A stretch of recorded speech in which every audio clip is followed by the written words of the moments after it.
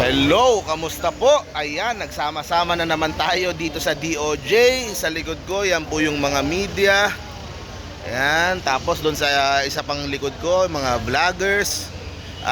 Kasi po, magsasampa ng panibagong kaso si former Senator Antonio Trillanes. Yung kapag hindi siya busy na umiikot at nagbibigay ng tulong dyan sa Caloocan, na siya po ay nakikipagbakbakan sa mga Duterte. Okay? So siya po ay magsasampa ng panibagong kaso. Plunder na naman malamang ito. Tungkol po ito sa free gate deal, kung saan po meron pong biniling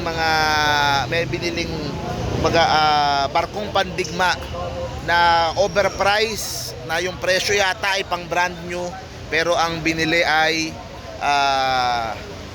hindi kumbaga mura lang, malayo doon sa presyo na sinabi.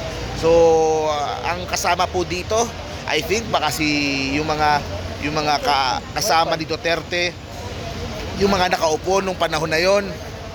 Meron pong mga witness, narinig ko si Trillanes na mga kasama sa Navy o military na willing mag-testify tungkol po sa kaso na to, para po kasi nagagalit din yung iba kasi corruption kaya sasama sila dun sa kaso at sasampahan nila itong si Trillanes. So dito tayo sa DOJ. So pangatlong kaso na ito na fina-file ni Trillanes. Okay, so una, yung plunder pagdating dun sa construction company na pag-aari nila Bongo.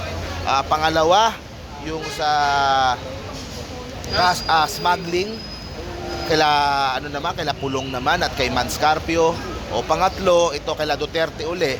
At ito na tungkol sa free gate.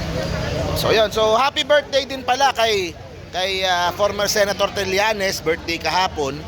So ayan, kausapin natin yung mga yan. Ito vlog lang to.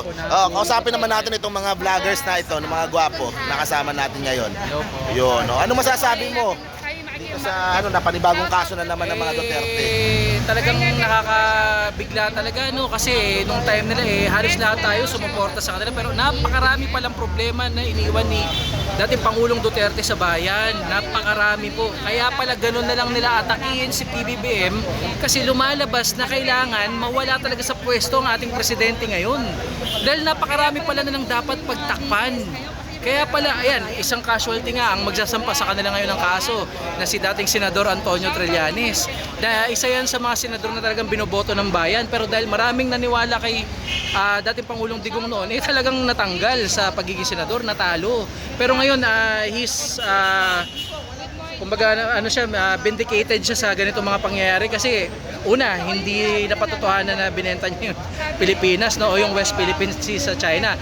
Walang recollection na kahit anong ganun, walang statement ang China na merong ganun, wala silang gentleman's agreement, iba ang tinuturo ng China. Yun. So, thank you very much, Stephen Lee.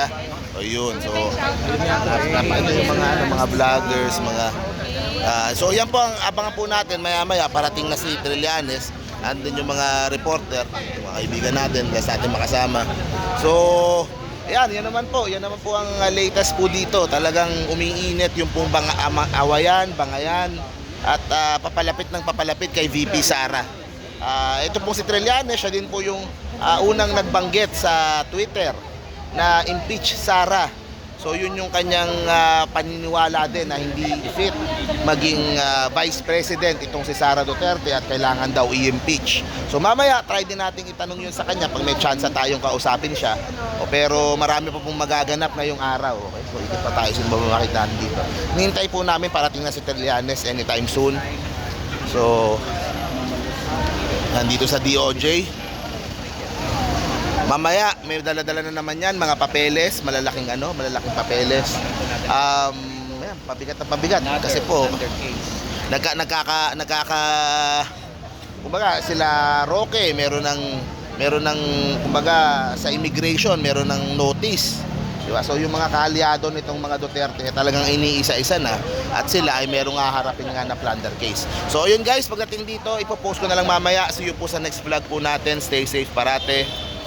Bye-bye.